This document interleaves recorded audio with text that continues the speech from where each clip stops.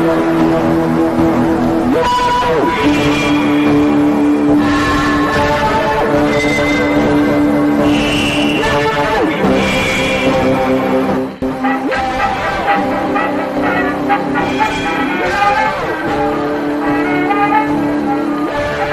morning, Mr. Gallagher. Good morning.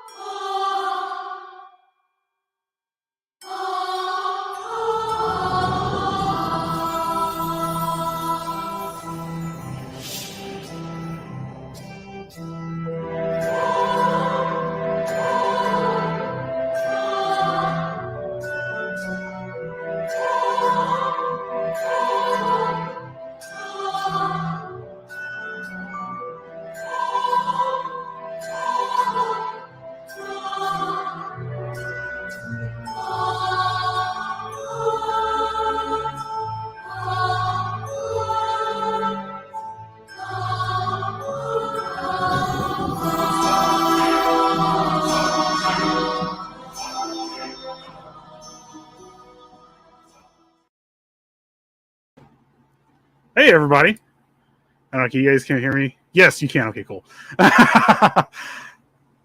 I am fast as hell. I'll tell you this right now. I rushed across town and had to get here real fast. And I did it. And I possessed my human in like a matter of seconds. And then here we are. So what we're doing tonight is there's two things. So the one, not the main thing, but a while ago, we actually did an interview with Athenar from Midnight, or at least Liz and Frank did, not Hexus and Aka. So what we're doing right now is I'm going to actually finally play the Athenar interview, which I actually want to give a huge shout out to Mother de la Mort for editing this video for us and putting it together. She is amazing. She got this literally done in a day for us, put it together. So we're going to play that. After that, there's a special announcement for Roots We Read. So make sure you guys stick around. I'm going to go ahead and play the video real fast and get everything going. Man, I wasn't done possessing him. Look at this. I still have his eyes showing right now. It's fucking nuts. Sorry, I said F. But anyway, so this is what we're doing. Let me get some comments real fast. Why have you comments show up on stream? What the? Okay. Hey, Natalie. I made it. Hey, love. Hey, Mikey. Hey. Wow. There's 4 people commenting, and there's a lot of people in here.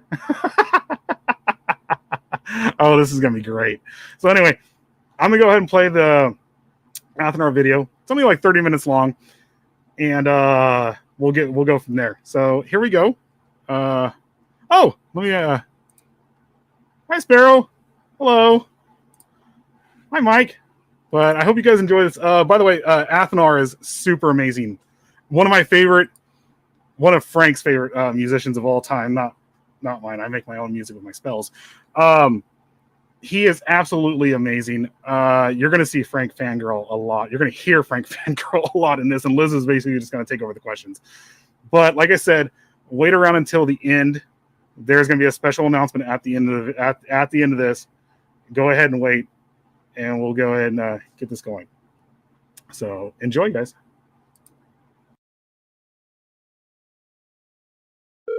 Yellow. Hi, Athenar. This is, yeah. Hi, this is Liz and Frank from Roots Bleed Red. How are you doing today? Hey. Hello. So we were hard to tell so far. Just kind of woke up, but I did wake up. So far so good. So what? Nice.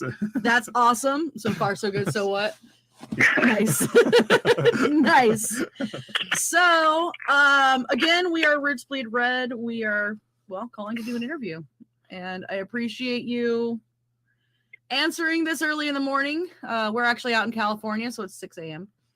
Oh shoot! You should. I didn't know where you're at. I would. Maybe we could have. Is it okay now? You can call back later. I'll be around. Oh no, we're totally fine. No, we're up right now. So. We got this. We are up. I'm just kidding. Oh, okay. Thank you so much. So yeah, let's get started. I'm happy. So first off, I guess I'll start with we're big fans, but this one over here, Frank, is about the fangirl. Fangirling right now, like majorly over this. So I'm like big old 6-foot Viking. I'm like, oh my god! I finally get to talk to one of my heroes. This is awesome. Man, you keep your expectations low because if I'm a hero, geez, oh man. Oh man, no. This is awesome for me. The last concert we got to go to was actually you. Oh, Obituary. Which was it? It was Obituary with Abbott and you guys. Yes. Oh, okay. Was it at the conservatory or observatory, whatever it is? Observatory, yeah. Yes. Okay. And dear God, you guys stole the show. Wow. We had a buddy come up to us and he was saying, oh my God, I can't believe how good Abbott was. I was like, yeah, I've seen him a million times with Immortal and all this other stuff. I was like, but did you watch Midnight? I was like, that was some old school shit, letting kids get up on the stage and just having some fun, I was like, this is awesome. It was just great all the way through. Yeah, you cool. handed the guitar to a guy that jumped up on stage. And, that sounds about right. Yeah. And he had a blast, and you could seriously see how stoked he was to be up there. And then that happened, and he almost cried, I think. Oh man. Yeah. So cool. I'm glad you enjoyed it. That's what it's about. Getting shit what's in you, getting the poisons out, as they say. Exactly. Oh yeah, my friend got so insulted when I was like, yeah, Midnight stole the show, because he's like, how'd you like Abbott? I'm like, he was good, but dude. It was like being at an old punk show. Yeah, I know it's not for everybody, but neither is heroin, I guess. So it's not for everyone, but let's just go ahead and try some cocaine here for a second or something like that. So I guess we'll start getting into things. Simple question, I'm sure you get asked all the time. What are your biggest influences? Well, I mean, a real answer, pardon me, would just be life. I mean, that's what it comes down to. But I mean, if you're talking musical influences, mm-hmm. It's just a ever-growing ball of doo-doo. I mean, it started out at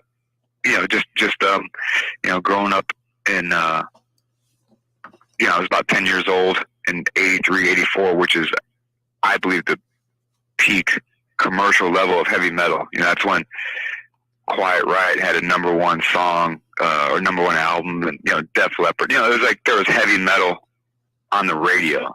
Yeah. And so I mean that's kind of where it started, and just keeps rolling from there. It can be anything which strikes your ear, but mainly, I mean, I like just raw music. Real music. As if you're a food eater, you like natural foods. Mm-hmm. You don't like processed foods. I like just natural music recorded with instruments and done with some heart. So to make it a very broad answer, yeah, I guess that would be it. So I may have cheated a little bit on looking up some questions that So people would you ask consider you yourself a before. sweet cheater? Speaking of rap? Yes. If you Yes.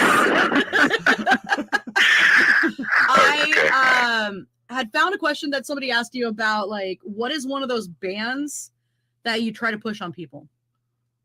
And A band to try and push on people?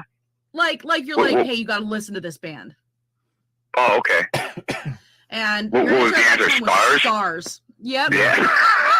So then we went down the rabbit hole with a couple songs, and and we're like, oh my god, and like what song was it? Coliseum Rock. Coliseum Rock, and I was like, I'm actually hearing some Midnight in this a little bit. This is actually pretty freaking cool right here, you know? Oh yeah, Coliseum Rock is great, man. I love it. Well, again, that one, it's cool because there's great lyrics, good hooks all around. Just hard rock guitar, but they're not afraid to kind of get poppy. But and the thing is, they're always in the dollar bin. It's just like, man, how can this band have records in the dollar bin all the time? And then you got like people searching around for the most obscure thing possible on YouTube to spend $1,000 on. It's like, man, it's okay. Just kind of rip off of somebody else, so whatever it is, But Exactly. great band, I think. Stars. Some of the most You kind of turned us memorable. onto the band already, like, Yeah. because of that. All right, that's the goal, to turn the nation into Stars zombies, just walking around muttering things like Detroit Girls and Coliseum Rock. God,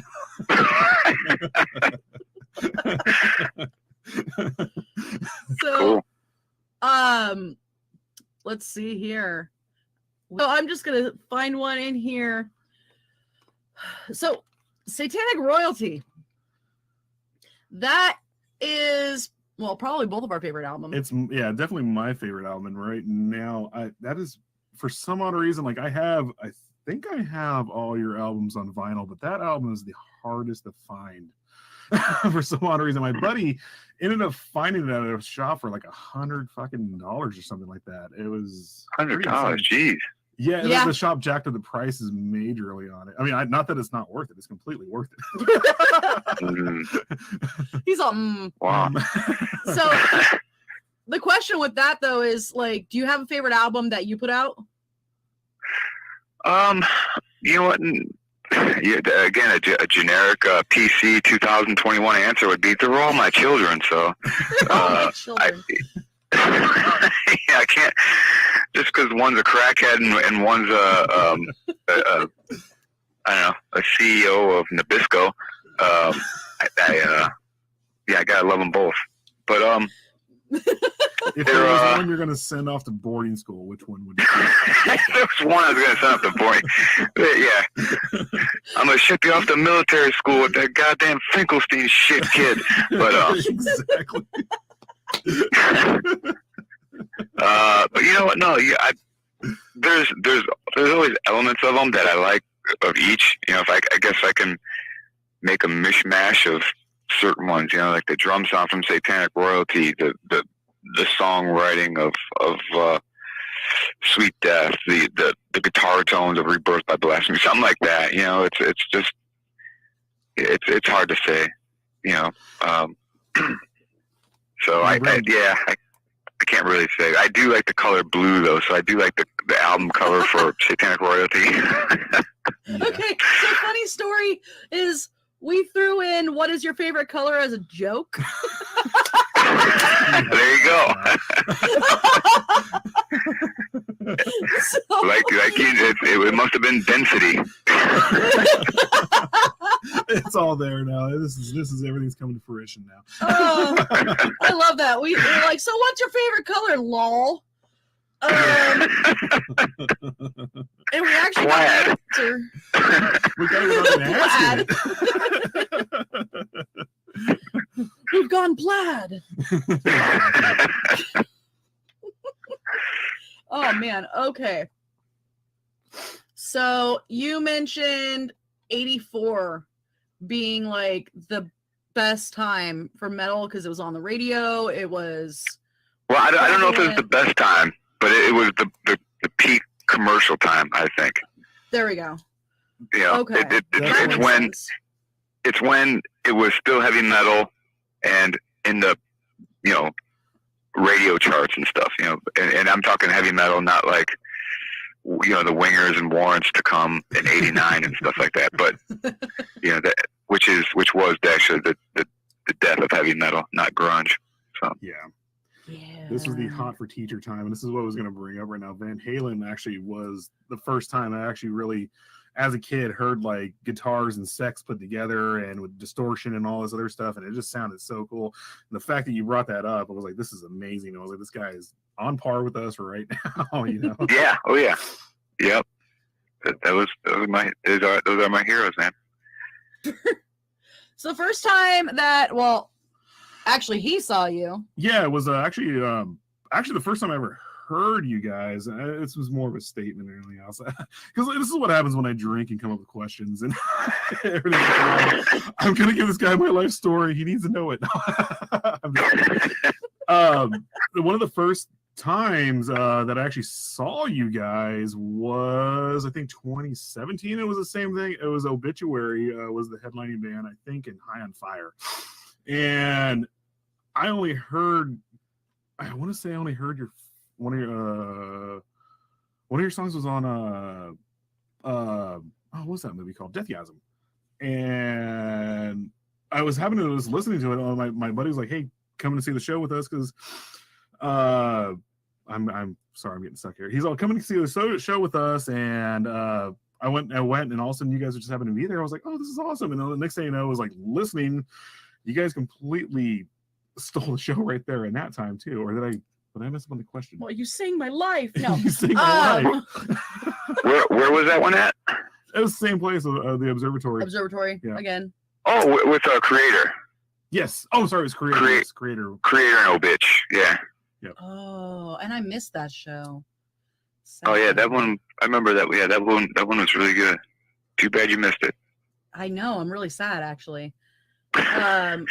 You know, when we went and saw you guys with Abbott and Obituary, the band that opened up for you,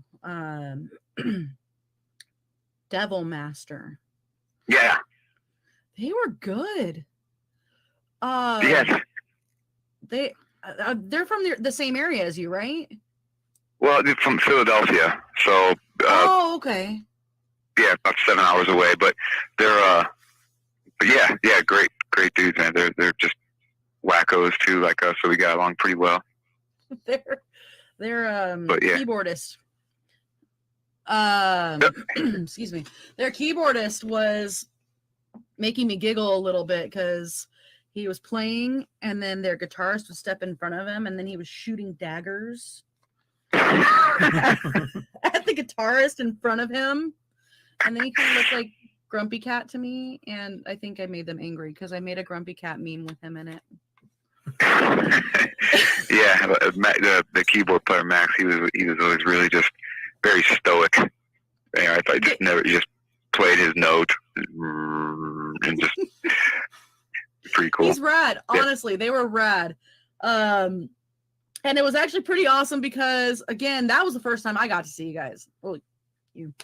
And so they kind of set the stage almost because they were having so much fun and they were bringing that energy up. And, well, Max, I guess his name is, he was making me laugh.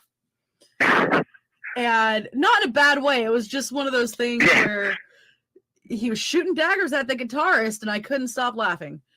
Oh, I hear you. I know it.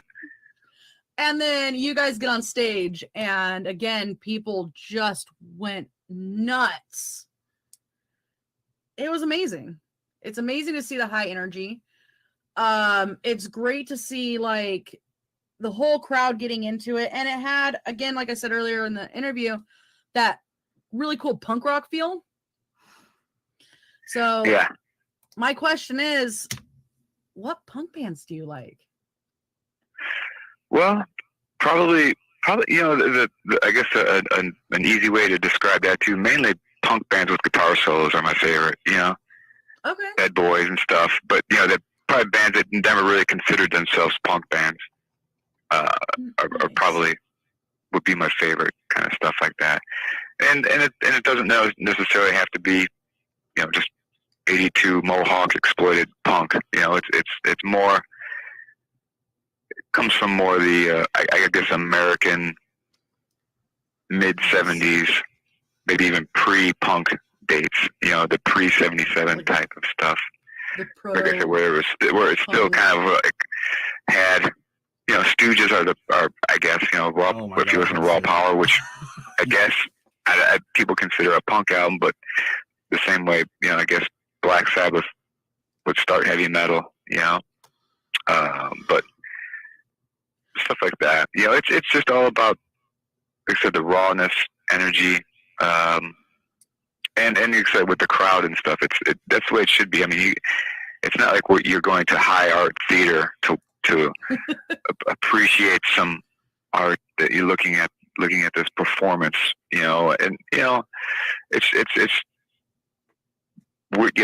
it's crowd band, it's not a new theory of the how they said that hippie lady in Spinal Tap says, you become one with the band, and it's the band, and that's what it is. Nice. Sorry for that long rant there, but it's just about it's the audience and the band are one. As lame as that sounds, but that's what it is. Well, that's why we go to shows. Is right. I mean, I can't make the music you can, but I can enjoy it. Yeah, and then we would be bored as hell if you're just. I mean, we might as well stay at home and stay in our practice space if we didn't want to feed off energy from people and vice versa. So nice. That's the way it should be. So, is there a band that you have always wanted to tour with and haven't had the chance to yet? Tour with? Mm-hmm. To tour with? Well, you know what? I mean, for years, I never really even wanted to tour, let alone have a band tour. So, we just basically started touring around that time, like 2017. Before that, it was just lots of like 3 days here, 5 days here, one show in Australia here, just like ridiculous kind of things. But I'm not really too particular about that because there's definitely bands I'd like to see. So sometimes if you're touring with a band, you don't necessarily get to see them, even though you play with them every night, because there's times like, oh man, we have to leave early or you're changing, sweating or whatever the hell it is you're doing and getting ready for the other gig and stuff like that. So, nice. Yeah, no, there's not really a band I'd love to tour with. Okay, so this is like better question here. What was your first concert? First concert was Ace Frehley and Frehley's Comet, it was called at the time, in 1987. And I'm a big Kiss fan, so for me seeing Ace Frehley was incredible. And that was summer of '87, and then 2 weeks later was King Diamond and Trouble. That was on the Abigail tour, Run to the Light tour. You said then a couple weeks later after that was Manowar on the Fighting the World tour. So that's the summer of '87. I mean, Bryan Adams may have the summer of '69, but I got the summer of '87. Man. Oh, now that song's stuck in my head. I know. It's gonna have to go on once we're done here. Gotta go back to bed to Bryan Adams. It always reverts back to that bastard, doesn't it? Oh, Bryan. Exactly. Yeah, I mean, I end up with Summer of '69 stuck in my head. Then somehow that always ends up going to like Boys of Summer. I don't know. There you go. Henley never hurt anybody. Oh man. Question that I know he has. Did you is there any way you could virtually sign my records right now? It'll be totally official. Yes, just hold them up to the phone. I can etch it in through my vision. And see, I told you it's there. The signature's there. What are you talking about? We promise you it's there. It's fucking there, man. You just write your name across it like in crayons. That's probably what it looks like anyway. I mean, I figured. There's a backwards R in there and everything. Get right into the lines of the record. I think you messed your records up. No, it's good. Oh man. Yeah, what I noticed that your tour dates are starting back up. Yeah. What are some of the future shows you have coming up, if any? Well, I just had a discussion with a dude yesterday about this, and I was like, at a certain point, I mean, just like you say, well, what bands do you want to tour with? That's what I said. It's like, well, shit, you might as well book shows with Led Zeppelin, might as well book shows with Jimi Hendrix Experience, because this shit's all getting canceled anyway. So it's just, I mean, well, who knows? I guess. I mean, some things are still opening, but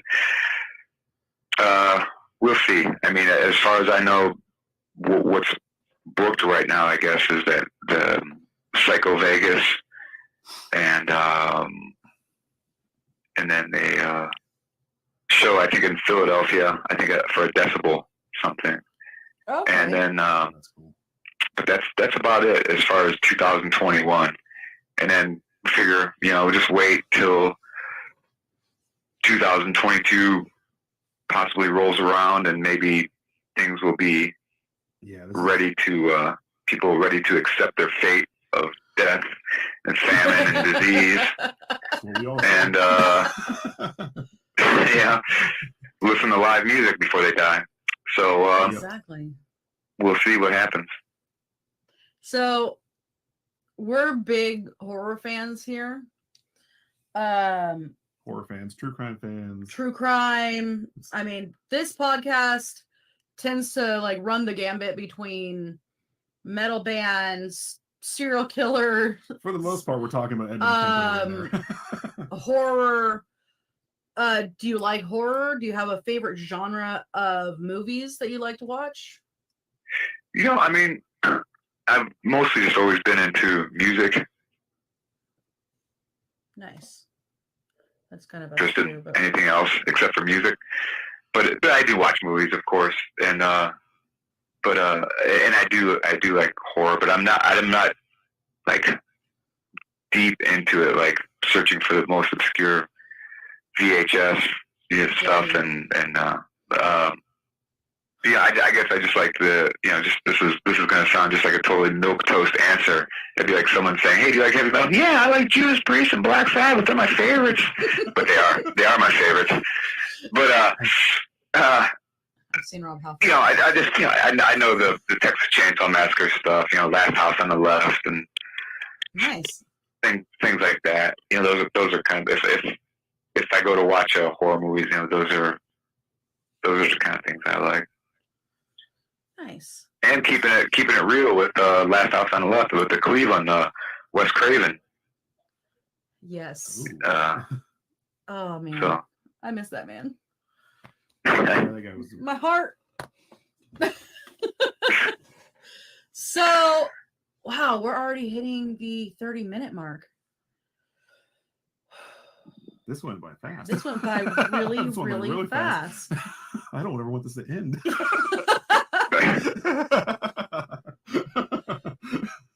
So, like, he totally wants to know if we can get backstage in Vegas. Hey, well, if you're in Vegas, everywhere's backstage, man. That's true. You walk outside, it's backstage. You can walk around with your beer. That's right. I'll have my own backstage with hookers and cocaine. I don't care, guys. We're doing this. My brain's like, you mean the water show with Andrea Bocelli? Is that our backstage? Oh yeah, that is a backstage. As long as you have shades on, you're backstage. You're backstage. Exactly. Because nobody is cooler than when they have their shades on. You got your shades on so you can see what you ain't doing. Right. So I guess we can finish this up with do Do you have another question? No, just a big thank you for doing Yeah. this. This is amazing. I think we were randomly going to get McDonald's one morning a few weeks ago. Was it? No, I happened to have That's what it a was. This was bad day at work. And I thought I was about to get fired. And Wow. I was like, you know what? Because he was stressing out too about it. By the way, we're husband and wife, if I didn't mention that. And so he was stressing out about it a bit, and I kind of snuck off behind the curtain and looked up at our midnight poster that's, well, next to our bed on the wall, actually. And I was like, the worst they could do is say no. Yeah. And I reached out, and the answer was yes. And I'm like, holy shit, what? I think that's what it was. Oh, shit. Yeah, that's when the panic set in. I was like, "Oh, wait, what? This is going down? This is happening? Whoa! I'm not." Well, so now you got my intrigue up. Did you keep your job? Or did you tell them to take the job and shove it? Unfortunately, I kept the job. Okay. And What look did at I my do? hand out. What did I do? What did I do? All right. So again, this has been phenomenal. I really, really appreciate you letting us reach out and chat with you today. And Well, cool. No, I appreciate that. I appreciate the time and the effort too, and getting up at 6 a.m. in California. Goddamn. So. awesome. But you have the number, so give a ring if you have any other inane comments or whatever you'd like. So you know how to reach me. Thank you. Awesome. Thank you so much. Cool. Are there any final things that you want to say before we I don't think so. Am I on my deathbed now? It's like I suck at that part. The whole ending the call that's awkward for me. No, you just say, "All right, dog. Later." But no, that's it. I do truly appreciate you guys' enthusiasm and interest in the band. It's really cool. It's something I never thought would happen in a million years of them, learning to play guitar as a child and still trying to learn to play guitar as a middle-aged man. So it's cool as hell. Awesome. Well, again, thank you so much. And I honestly hope you have a wonderful rest of your day. All right. You guys too. Thank you. All right. Stay in touch. Take care. Bye. You too. Bye.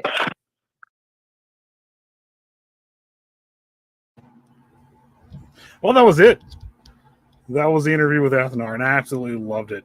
He was one of Frank's, one of Frank's favorite bands. Is one of Frank's favorite bands. I mean, absolutely to the end. I can listen to Midnight every single album, front to back, and I actually do have them on vinyl in there, which is pretty freaking cool.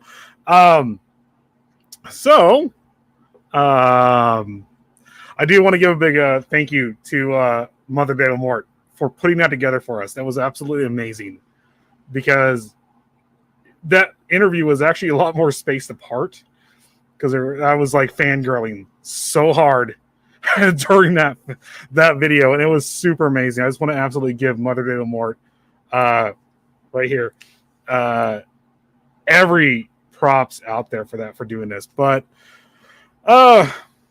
so special announcement time, guys. There's actually two. One, I absolutely want to say thank you guys for sticking around. Without you guys, without our fan base, without anything like that, there is no Psycho Money. And you guys stick with us. You watch us, you support us, you share things out. Absolutely. I just want to say thank you guys for that. Two, go check out Eatin' Sundays. Starting at 5:30. You don't want to have you want to ditch the variety. Honestly, guys, you really wanted to ditch the variety. Come over here for the horror. You don't want to be that you don't want to be stuck at that Carney show, stuck on the side or something like that in the Walmart parking lot or the Kmart parking lot, you know, with the rides and all that stuff. Come over here Sunday. I'm going to be having Morbid Tales, the Hart brothers, the first serial killers in America. The first known serial killers in America is back in the late 1700s.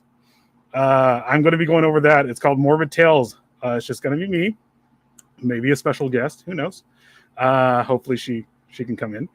But if not, anyway, like I said, special message was basically just thank you guys for being here for us. Everything. You guys are absolutely amazing. Everything. So, guys, we have a new ad. I'm going to play it right now, and I'm going to get out of here. So, thank you for everything, for the support. Absolutely.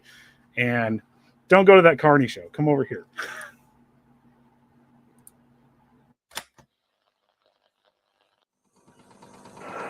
This is Mikey from Out of the Ordinary, and you're watching PBDC TV.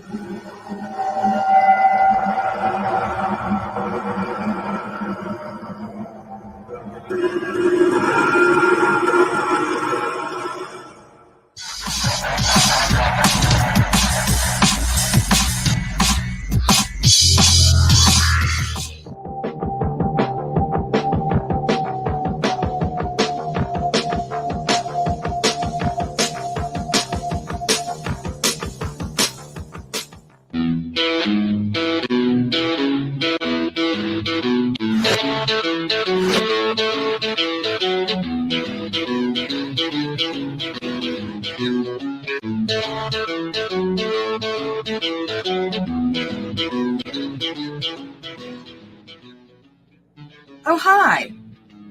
First thing in the morning, when I'm listening to music and getting a little bit of time for some creepy research, I'm always representing with my PBDC merch.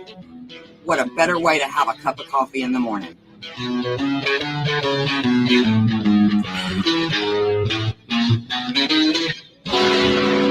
Don't forget to check out our other cool merch at rootsbleedred.com. That's rootsbleedred.com. We knew the world would not This is be Professor the same. Redgar Fluffosaurus. Few people laughed. Few people cried. Most people were silent. I remembered the line from the Hindu scripture, the Bhagavad Gita. Vishnu is trying to persuade the prince that he should do his duty, and to impress him, takes on his multi-armed form and says, "Now I am become death, the destroyer of worlds." I suppose we all thought that one way or another.